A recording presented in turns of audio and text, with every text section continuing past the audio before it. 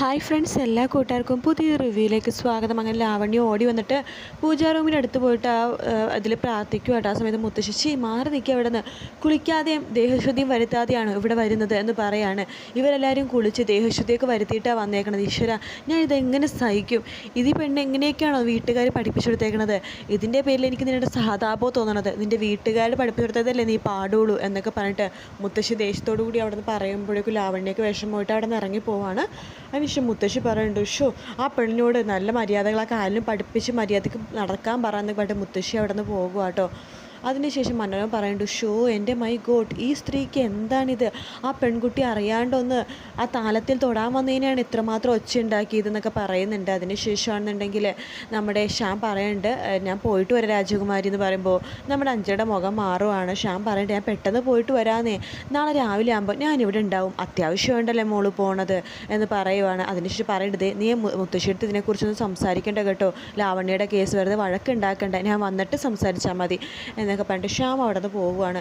ശേഷം നമ്മുടെ മനോരമ അഞ്ജലി അടുത്ത് വരുന്നുണ്ട്. മോളെ അഞ്ജലി, ആ അടുക്കളയിൽ എന്തെങ്കിലുമൊക്കെ വെച്ചുണ്ടാക്കിയിട്ടുണ്ടാവുമോ എന്തോ അവർ, എനിക്ക് വിശന്നിട്ട് പോയി, അല്ലെങ്കിൽ ഞാൻ പച്ചമാവെങ്കിലും വാഴ തിന്നും. ആ ചേച്ചി ഇന്ന് രാവിലെ വന്നിട്ടുണ്ട്, ഫുഡൊക്കെ റെഡിയാണ്. ആഹാ ആണോ, എന്നിട്ട് പോയി കഴിക്കാമെന്ന് പറയാണ്. അതിനുശേഷം നമ്മുടെ ആകാശ് ചോദിക്കുന്നുണ്ട്, എന്താ വെച്ചാൽ ഇവിടെ സംഭവിക്കണം ചോദിക്കുമ്പോൾ, മോനെ നിനക്ക് സമാധാനമോ മനസ്സമാധാനമൊക്കെ വേണമെന്നുണ്ടെങ്കിൽ നീ കല്യാണം കഴിക്കരുത്, ഈ വീട്ടിൽ നിന്നുകൊണ്ട് നിനക്ക് ഒരിക്കലും സമാധാനത്തോടെ കല്യാണം കഴിച്ച് ജീവിക്കാൻ പറ്റില്ല എന്ന് അച്ഛൻ പറഞ്ഞിട്ട് അവിടെ നിന്ന് പോകുവാണ്. ശേഷം നമ്മുടെ ശ്രുതിയും പ്രീതിയും കൂടിയിട്ട് ഒരു ബേക്കറി വന്നിട്ട് പലഹാരത്തിൻ്റെ കാര്യങ്ങളൊക്കെ പറയട്ടോ. സാർ, ഈ പലഹാരമില്ലേ പാലക്കാടൻ പലഹാരമാണ്, നല്ല രുചിയാണ്, ഹാൻഡ് മെയ്ഡ് ആണ് എന്നൊക്കെ പറയാണ്. ആ സമയത്ത് ആ ചേട്ടൻ പറയേണ്ട എല്ലാം ശരി തന്നെ, പക്ഷേ ഞങ്ങൾക്ക് പുറത്തുനിന്നുള്ള കച്ചവടമൊന്നും വേണ്ട, കാരണം ഞങ്ങൾക്ക് തന്നെ മാനുഫാക്ചറിങ് യൂണിറ്റ് ഉണ്ട് എന്നൊക്കെ ഇങ്ങനെ പറയുവാണ്. അതിനുശേഷം ഒന്ന് കഴിച്ചു നോക്കൂ സാർ, എന്നിട്ട് സാർ പറയുമെന്ന് പറയുമ്പോൾ വേണ്ട കുട്ടി എന്ന് പറയുവാണ്. അങ്ങനെ ശ്രുതിയും പ്രീതിയും കൂടി അവിടെ നിന്ന് ഇറങ്ങുവാണ്. പ്രീതിയുടെ മുഖം മാറുമ്പോൾ ശ്രുതി പറയുന്നുണ്ട്, പോട്ടെ ചേച്ചി, വേറെ ഷോപ്പുകളുണ്ടല്ലോ, നമുക്ക് ചോദിച്ചു നോക്കാമെന്ന് പറയാണ്. അതിനുശേഷം അശ്വിൻ ഫോൺ വിളിച്ചിട്ട്, അതെ അതെ, നാളത്തേക്ക് പലഹാരങ്ങളും സ്വീറ്റ്സും അതുപോലെ തന്നെ നോൺ ഷുഗർ ആയിട്ടുള്ള ഐറ്റംസും ഫുഡും എല്ലാം പക്കയായിട്ട് അറേഞ്ച് ചെയ്തിരിക്കണം, നാളെ രാവിലെ തന്നെ എല്ലാ കാര്യങ്ങളും വന്നിരിക്കണം, നാളെയാണ് എൻ്റെ ചേച്ചിയുടെയും ചേട്ടൻ്റെയും വിവാഹ വാർഷികം എന്ന് പറയുകയാണ്. ആ സമയത്ത് ലാവണ്യ ഇവിടെ വരുന്നുണ്ട്. അശ്വിൻ സാറാം, ഇവിടെ എന്തൊക്കെയാണ് സംഭവിക്കുന്നത്? മുത്തശ്ശി എന്നെ വഴക്ക് പറഞ്ഞു എന്നൊക്കെ പറയുകയാണത്. മുത്തശ്ശിക്ക് ഇഷ്ടപ്പെട്ട പോലെ വേണം നീ നടക്കാണ്ട്, നീ എന്തിനെ കുളിക്കാതെയും അലക്കാതെയൊക്കെ അവിടെ പോയി നിന്നേന്നൊക്കെ അശ്വിൻ ചോദിക്കുന്നുണ്ട്. അതിനുശേഷം അശ്വിൻ പറഞ്ഞു, ഞാൻ ഇവിടെ ഒരുപാട് തിരക്കിലാണ്, നാളെ ചേച്ചിയുടെയും ചേട്ടൻ്റെ വെഡ്ഡിങ് ആനിവേഴ്സറിയാണ്, അതിൻ്റെ പരിപാടിയാണ്, പാർട്ടിയും കാര്യങ്ങളൊക്കെ വേണ്ടിയിട്ട് അറേഞ്ച്മെൻ്റ് ആണ്. നാളെ പാർട്ടി ഉണ്ടോ? അപ്പോൾ നാളെ തന്നെ എന്ത് ഡ്രസ്സ് ഇടണം? സർ, ഞാൻ ആ കാർട്ടൂൺ ബേബി കഴിഞ്ഞ ദിവസം ഇട്ടില്ലേ, അതുപോലെ തന്നെ ഒരു പാർട്ടി വെയർ ഇട്ടാലോ എന്ന് ചോദിക്കുവാണ്. ആ സമയത്ത് പെട്ടെന്ന് അശ്വിനാകെ ഒന്ന് നെട്ടുവാട്ടോ. അശ്വിൻ ആ ദിവസത്തെക്കുറിച്ച് ആലോചിക്കുകയാണ്. അന്ന് ശ്രുതി ആ പാർട്ടി വെയർ പോലത്തെ ആ സാരി എടുത്തു വന്ന കാര്യം ആലോചിക്കുകയാണ്. അത് ആലോചിക്കുന്ന അശ്വിന് പെട്ടെന്ന് എന്തോ ദേഷ്യം പോലേക്ക് വരുവാണ്. അശ്വിൻ പെട്ടെന്ന് ലാവണ്യത്തിൽ പൊട്ടിത്തെറിക്കുകയാണ്. നീ എന്തെങ്കിലും ഡ്രസ്സ് ഇട്, നീ എന്തിനാ അവളുടെ കാര്യം വീണ്ടും വീണ്ടും എന്നോട് പറയണത്? എനിക്കത് ഇഷ്ടമല്ല, നിനക്ക് നന്നായിട്ട് അറിയാലോ, പിന്നെയും പിന്നെയും നീ എന്തിനാണ് അവളുടെ പേര് എൻ്റെ അടുത്ത് പറയണത്? ഇറങ്ങിപ്പോ ഇവിടുന്ന് എന്ന് ലാവണ്യ എടുത്ത് അശ്വിൻ പൊട്ടിത്തെറിക്കുകയാണ്. ഓക്കെ ഓക്കെ ഓക്കെ എന്ന് പറഞ്ഞിട്ട് ലാവണ്യ അവിടെ നിന്ന് ഓടിപ്പോകുന്നുണ്ട് കേട്ടോ. അതിനുശേഷം അശ്വിൻ ദേഷ്യത്തോടു കൂടി തന്നെ അവിടെ നിൽക്കുവാണ് കേട്ടോ ചെയ്യണത്. പിന്നെ കാണിക്കണത് ശ്രുതിയും പ്രീതിയും കൂടി വേറൊരു ബേക്കറി ചെന്നിട്ട് അവിടുത്തെ ആളോട് പറയുന്നുണ്ട്, സാർ ഈ പലഹാരം ഒന്ന് കഴിച്ചു നോക്ക് സാർ, ഹാൻഡ് മെയ്ഡാണ്, ഹോം മെയ്ഡാണ് എന്നൊക്കെ പറയുമ്പോൾ, കുട്ടി എല്ലാം ഓക്കെ തന്നെ, പക്ഷേ ഇവിടെ മാനുഫാക്ചറിങ് യൂണിറ്റ് ഉണ്ട്, അതുകൊണ്ട് വേണ്ട കുട്ടി, പിന്നെ പാർട്ടികളും കാര്യങ്ങളും വരുമ്പോൾ മാത്രമേ ഞങ്ങൾ പുറത്തുള്ള ഓർഡർ സ്വീകരിക്കാറുള്ളൂ, ഇപ്പോൾ പാർട്ടിയും കാര്യങ്ങളൊക്കെ വരുമ്പോൾ കുട്ടിയുടെ നമ്പർ തരും, ഞാൻ കുട്ടീനെ വിളിക്കാം, അപ്പോൾ ഓർഡർ തന്നാൽ മതി എന്ന് പറയുവാണ്. അത് കേൾക്കുമ്പോൾ ശ്രുതിയുടെ മുഖം ഒന്ന് മാറുന്നുണ്ട്. അപ്പോഴാണ് ആ ചേട്ടൻ്റെ ഫോണിലേക്ക് കോൾ വരുന്നത്. അശ്വിനാണ് വിളിക്കേണ്ടത്. അശ്വിൻ പറയുന്നുണ്ട്, സ്വീറ്റ്സും കാര്യങ്ങളൊക്കെ പക്കയായിട്ട് നാളെ രാവിലെ തന്നെ എത്തിയിരിക്കണം, 200 പേർക്കുള്ള ഫുഡും കാര്യങ്ങളൊക്കെയാണെന്ന് പറയുക കേട്ടോ. അതിനുശേഷം ആ ചേട്ടൻ, പാർട്ടിയോ? ഓക്കെ സാർ, ശരി സാർ, ഞാൻ കഴിഞ്ഞ പ്രാവശ്യത്തെ പോലെ എല്ലാം അറേഞ്ച് ചെയ്യാം സാർ.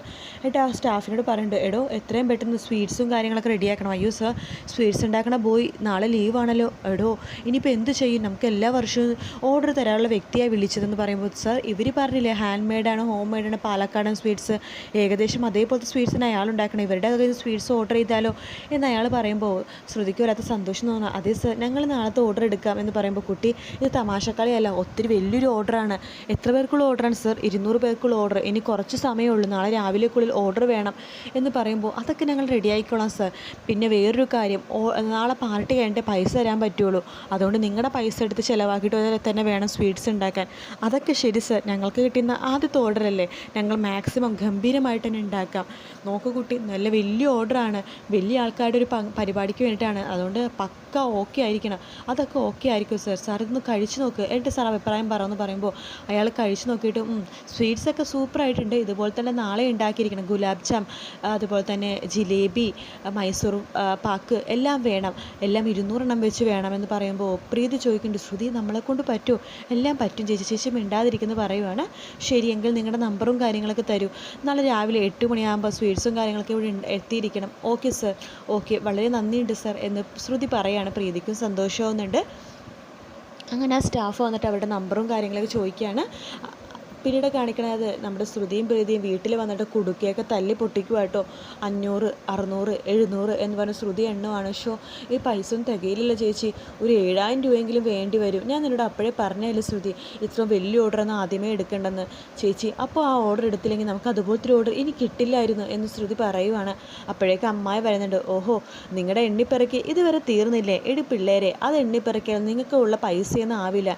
ദേ, ഈ വള കൊണ്ട് നിങ്ങൾ പണയം വെക്ക്, ആ അമ്പലത്തിനടുത്തൊരു ഷോപ്പുണ്ട്, അവിടെ കൊണ്ടുപോയി പണയം വെച്ചാൽ മതി എന്ന് പറയാണ്. പിന്നെ 7000 രൂപ കറക്റ്റായിട്ട് എടുക്കേണ്ട, 10000 രൂപ എടുത്തോ, ഇനിയും ഓർഡർ വരുമ്പോൾ എടുക്കേണ്ടതല്ലേ. അമ്മായി, അത് ഒരു അമ്മായിയും ഇല്ല. അതെ, നിങ്ങൾ പിന്നെ ഓർഡറൊക്കെ കിട്ടി നിങ്ങൾക്ക് വലിയ ലാഭമൊക്കെ ഉണ്ടാകുമ്പോൾ മാത്രമേ വളരെടുത്ത് തന്നാൽ മതി. ഇപ്പോൾ നിങ്ങളുടെ കാര്യമാണ് നടക്കേണ്ടത്, ഈ ഓർഡർ നമുക്ക് അതിഗംഭീരമാക്കണം എന്നൊക്കെ അമ്മായി പറയുമ്പോൾ ശ്രുതി പെട്ടെന്ന് കരഞ്ഞു പോവാണ്. എടി തൻ്റെ എടി പെണ്ണെ, നീ എന്തിനാ കരയണതെന്ന് പറയുമ്പോൾ ഒന്ന് പറഞ്ഞാൽ നമ്മുടെ അമ്മായിനെ കെട്ടിപ്പിടിക്കുകയാണ് ശ്രുതി. അതിനുശേഷം പ്രീതിനെയും കെട്ടിപ്പിടിക്കേണ്ടത്. മതി സ്നേഹപ്രകടനം, ഇതേ സമയം അധികം നമുക്കില്ല കേട്ടോ, നാളെ രാവിലെ പലഹാരങ്ങളൊക്കെ റെഡിയാക്കണം എന്ന് പറയുകയാണ്. അതിനുശേഷം കാണിക്കുന്ന അശ്വിനെയാണ്.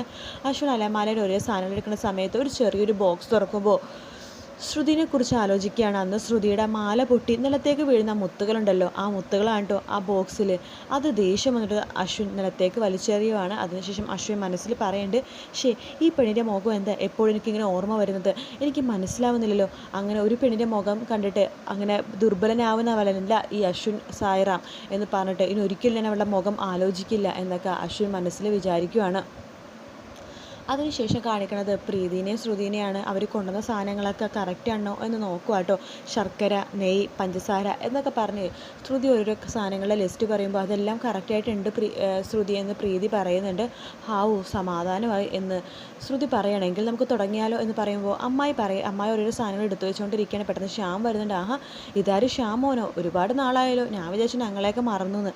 നിങ്ങളങ്ങനെ മറക്കാൻ പറ്റുമോ? അത് ശരിയാ, നമ്മളെ മറന്നാലും ദേ ശ്രുതിനെ നിനക്ക് മറക്കാൻ പറ്റില്ലല്ലോ എന്ന് പറയുവാണ്. എല്ലാ ഷാംസാൻ്റെ തിരക്കൊക്കെ കഴിഞ്ഞോ എന്ന് ശ്രുതി ചോദിക്കുമ്പോൾ ഏറെ കുറേയൊക്കെ, എനിക്ക് നിങ്ങളെ കാണാതിരിക്കാൻ പറ്റുന്നില്ല, അതുകൊണ്ട് വന്നതാ എന്ന് പറയുമ്പോൾ ശ്രുതി ചിരിക്കുവാണ്ട്. ചിരിക്കുന്ന ശ്രുതിനെ നോക്കിക്കൊണ്ടിരിക്കുന്ന ശ്യാമിനെ കാണിച്ചിട്ടാണ് എപ്പിസോഡ് തീരുന്നത്. മറ്റൊരു വീഡിയോ ആയിട്ട് വീണ്ടും. Take care, bye bye.